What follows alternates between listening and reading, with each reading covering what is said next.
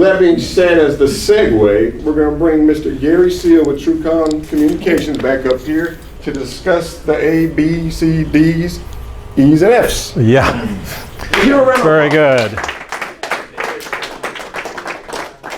Thank you very much. I would say it's been really pleasurable working with y'all as a group, and that is not always the case. Sometimes there are people who are really reticent to participate in the activities and the little, side talks and exercises, and you guys have been all in, and that really helps. It really does. So our talk today is called ABCDEF, the Foundations of Success. And what I found over the decades as I've read sales books, how-to books, how to be a success books, and things of that nature, you would think, well, what are the real keys? Well, it's got to be high energy, right? Or determination or integrity. You might say, well, man, it was like George Herbert Walker Sr. when his granddaddy gave him $400,000 and he moved to Midland to get in the oil patch business. So you got a Harvard degree or a Yale, he was a Yalie, and he got $400,000. And maybe you're like me, you're just a working class kid with a state college education. The bottom line on the whole deal is that attitude, all these people, when they're talking about the ways to be success, is that attitude makes a huge difference. Now, it's kind of like this thing, is the glass half full or is it half empty? And the answer to the question is it's both, but it's how you perceive it and how you want to go after it. So its attitude makes a huge difference. So I love this quote by Charles Swindoll. I hate to read to people, but I thought this was so good, I'm going to take the risk. He said, the longer I live, the more I realize the impact of attitude on life. Attitude's more important than facts. It's more important than the past. It's more important than education, money, circumstances, failures, than success, than what other people say and do. It's more important than appearance, giftedness, or skill. It can break or make an individual company or a nonprofit. The remarkable thing is that we have a choice every day regarding the attitude we embrace. We cannot change our past. We cannot change the fact that people will behave in a certain way. We cannot change the inevitable. But I'm convinced that life is 10% what happens to me and 90% how I react to it. So we are in charge of our attitudes. So we let that soak in. We know we're going to have a bad day occasionally. And we can let that attitude drag us down. We can lose our energy. We can lose our focus. And we lose our positivity. We don't want to do that.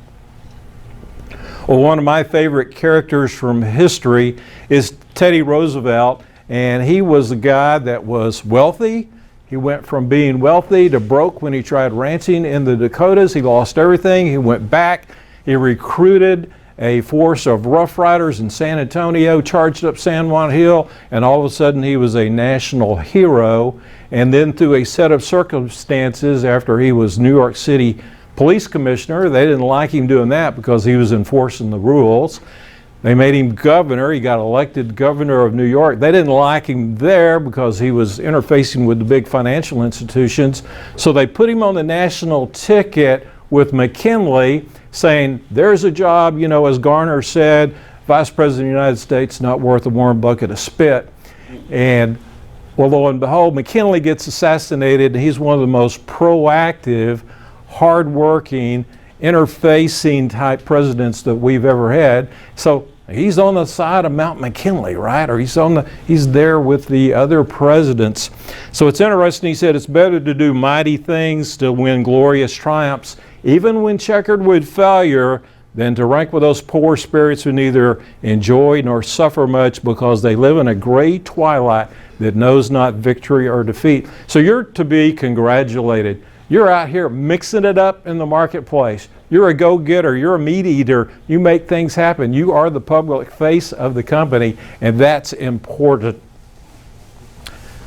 Our B is for belief. Now, if it were up to me, I would have rearranged the alphabet here and put that down as number one. So we have to just ask, what's your unshakable world view? What points do you actually believe in that there will not change despite all your circumstances. So we're asking you, what are your bedrock principles? And do you trust in yourself? Do you trust in your company? Do you trust in your products? Do you trust in the future of your industry? And do you have the confidence to execute your plan? It's all a matter of belief. You can have that half full, half empty glass. So we just ask again, who do you trust? So we look at the picture here, and there are a couple of things. If you look, and let's see if we can point it out, and that corner right there is a Southwest Airlines advertisement. We certainly want to trust those guys when they get us up in the air. And then hiding over here is an HEB sign. We know that we trust those guys if you live in South Texas, but they have supply chain differences too. Do you trust in our educational institutions? The fact that they're providing and helping us out with transportation, or the rules of governance, the transportation laws. We want to make things as equitable as we can. So trust, trust, trust is a big issue. Now, I threw this slide in here because it's an aspect of leadership. And I don't necessarily mean the people that you report to. I'm talking about your personal leadership right here. So at the very bottom is this thing called discipline. What are you letting into your mind and into your head? What do you believe is true? What kind of discipline do you have to get your appointments ready, to get your car, your mind wrapped around your product capabilities, and get out there and organize your day and make it happen? So that's discipline. And so what that leads to is vision. What vision is where I want to be in a year, where I want to be in 5 years. And so you're just getting up every day, kind of ambling through it, hoping, well, if I hit this, I'll get a paycheck. Well, don't do that. And then wisdom. Wisdom is making decisions today that are going to impact the future, right? And then we go up. Courage. It takes courage to get out and go in and see somebody you've never met before. And at the same time, it takes humility, because we know that arrogance doesn't sell. Aggressive doesn't sell. Assertiveness does. And then by all means, let's have a little humor, and believe it or not, anger. Not that mean-spirited, in-your-face type of anger, but the anger that says it's going to spur me on to higher levels of effort. And then the whole thing about patience. When you read these success books and you listen to these guys on the webcast and podcast and things of that nature, in a one-line, 10-word sentence, they'll typically tell you that it took 2 to 4 years to get from A to Z, from being a from scratch person or a small company to being substantive. And so from that standpoint, they tend to skip over that thing, and what they should say is you better have patience, repetition, and good habits to make things happen. And then let's be inspiring, and by all means, organization. And then from a sales point, you probably should flip this whole thing and start by being a great listener. All right, capacity. Capacity, in my opinion, is the great equalizer, because this 3.5 pounds of silly putty between your ears has trillions of neurons, and those neurons are capable of connecting 12,000 times to other neurons, and so you have tremendous capacity. This thing called neuroplasticity means that you have the ability to change. In the past, people thought once you got to be an adult, your brain was stagnant, it doesn't really change, and even if you had like PTSD from coming back from war or something of that nature, you're just stuck with it. Well, they know that that's not the truth, because you can literally rewire the proteins in your brain with repetition. So let's talk about that just a little bit.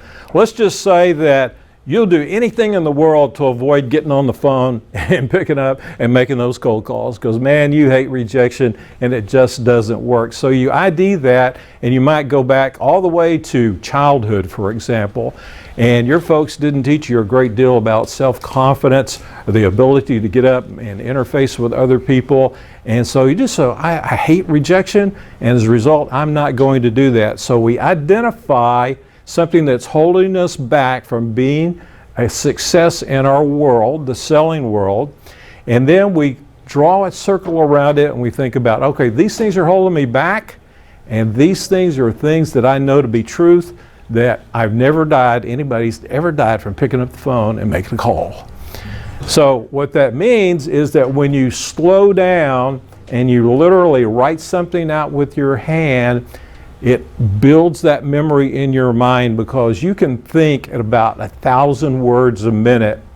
Now, I'm speaking somewhere between 125 to 175 words a minute. That's why it's so easy for you to be off in Tahiti on vacation if you're not really glued in to what we have to say here. And then what you want to do is focus on the replacement thoughts. I need to do this. It's a wise thing to do with my time. I don't have to get out in traffic to go across town and make this call. And it's a proven fact that if I make X amount of calls, I'm going to get business. And so the reward or the hope for success overcomes those negatives, and then you have to have an action plan. Now, what we know is that we don't just snap our fingers and have a whole brand new habit the next day. Typically, and this comes from a lady named Caroline Leaf, she's a neuro scientist, PhD in the activity and workings of the human brain, that you need to start doing this sort of thing for at least 28 days. And if you have a really strong phobia, it may take months and months to do that. The next one is determination. Now, it's interesting when you start looking at it and you say, well, that's the same thing as persistence. Well, no, it's really not, because determination is the decision that you make to proceed and go forward and move ahead with something. The persistence is the amount of time and effort that you're willing to give it to move forward and repeat the process. So when I look back in history, you look at people who made famous, well-known determination statements. So Travis went to the Alamo in like January of 1836, and he said, when the Mexicans came into San Antonio, he said there's 1,000 or more. They're going to increase to 3,000 or 4,000 soon. Please send help immediately. He called on the honor of the country to come and help him, but he said, I'm determined to defend myself, even if it means liberty or death. And it did. It cost him and 182 other people their lives. He was certainly determined. But when we look at this thing, we like to do a word study, do we not? And we say, okay, what is determination? Well, it's a commitment.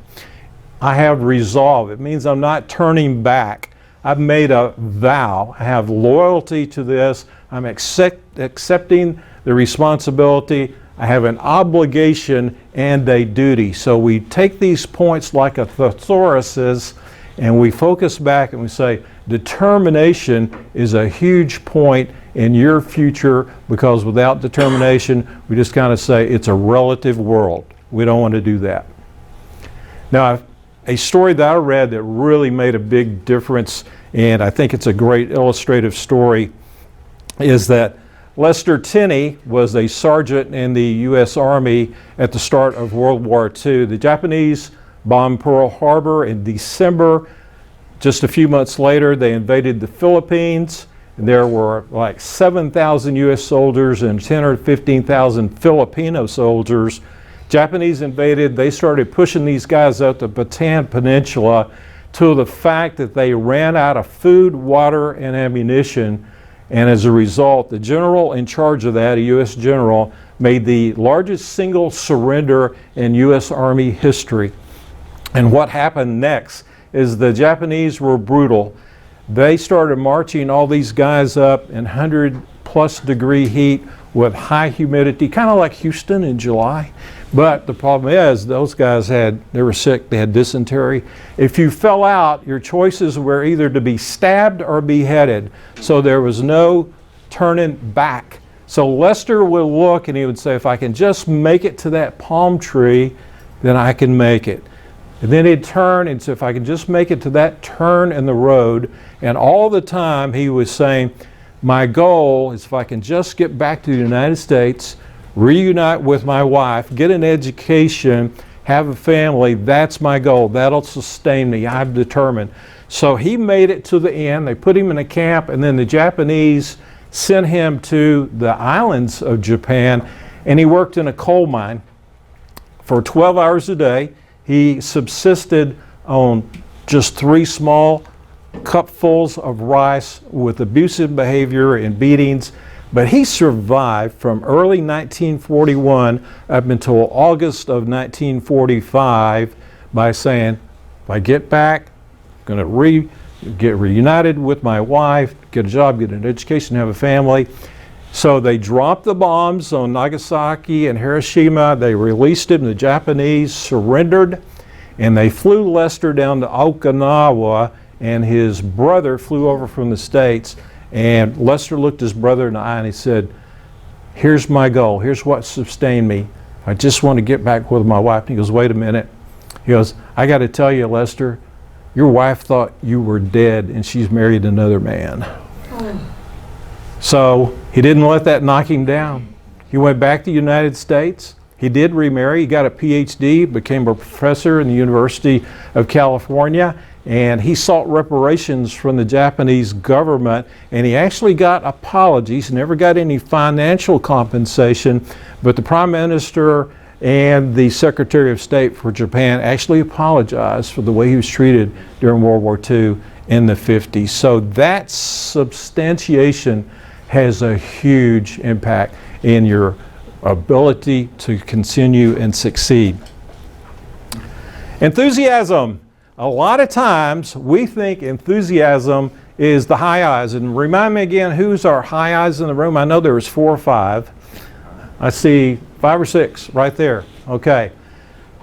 We want to be like those guys because they're the power and the energy in the room. They make people laugh. You want high eyes in the room because they've got that natural enthusiasm.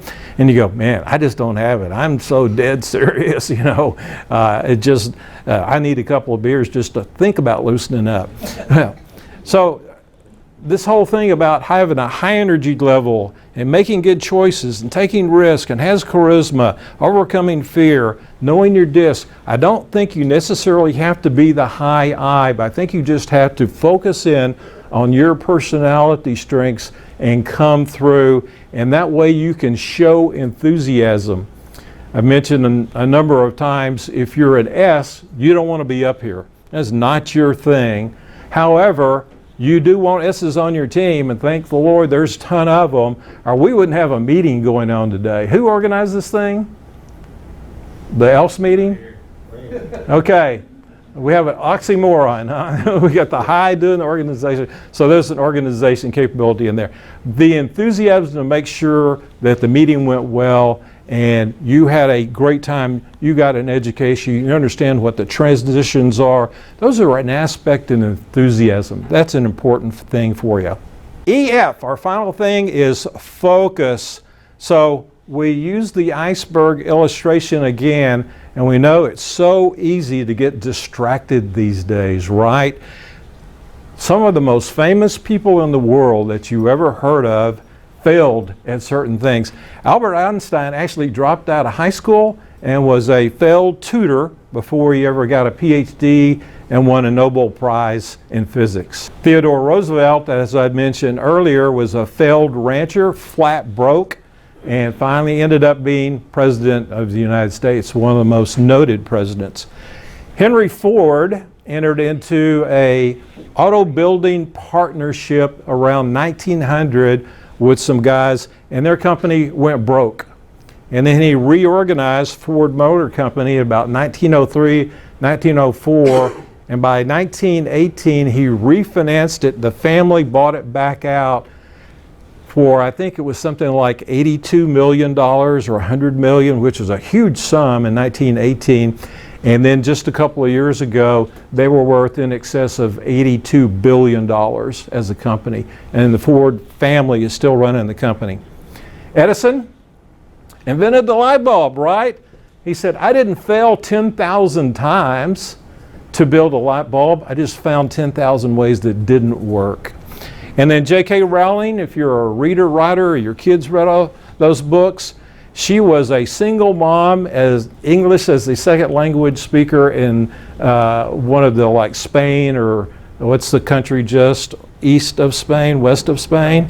Portugal. Portugal. She was in Portugal as an English language speaker, and finally she started writing books and got accepted, and now she's worth billions, not millions, billions of dollars.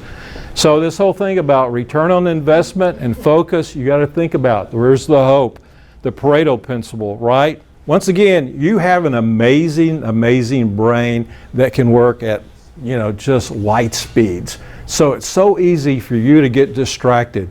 You got that little screen in front of you, there's a ton of stuff on that screen. Every time you get focused, there's something, oh man, I think maybe I should do that. Or I should go over here and check the weather. It looks like they're going to have thunderstorms today. Bam, bam, bam, bam. And so you're off focus. So I'm sure you've heard this before. You're focused and you're doing well, and then you get interrupted. It typically takes you 15 minutes to get back on track.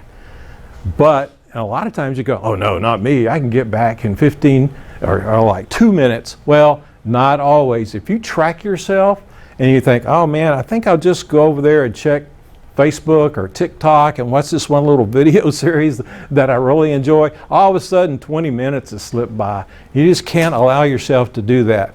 So if you monitor yourself and you take track of your time, you'll find out that the metrics really don't lie. So I have a little laundry list here. It's on your USB that you're going to get if you don't have one already. I want to make sure that you focus on what's important. Set aside the necessary time, I believe, in conjunction with this concept, and talk about your time management.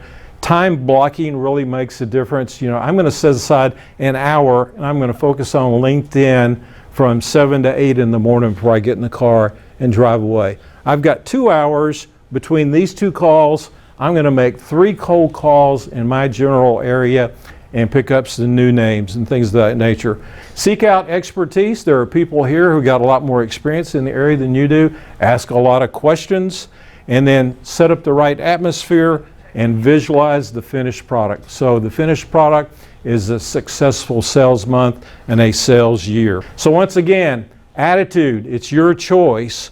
Belief, you have the capacity of free will. You can make it happen. A lot of people say, think, believe, and you will. Don't buy totally into that. There are circumstances beyond your control, but you do have a lot of control. Capacity, your human mind, wow, the huge equalizer. Determination, set a focus, stick to that focus. And then enthusiasm, enjoy life. Show some enthusiasm, get plugged in. Make a high I friend and ask them how they do it. Maybe they can give you some good help. And then by all means, focus, focus, focus, because it's so easy to get distracted. Very good. That's my 2 cents worth. I've enjoyed spending the last day and a half with you guys. And stay dry, right? Very good.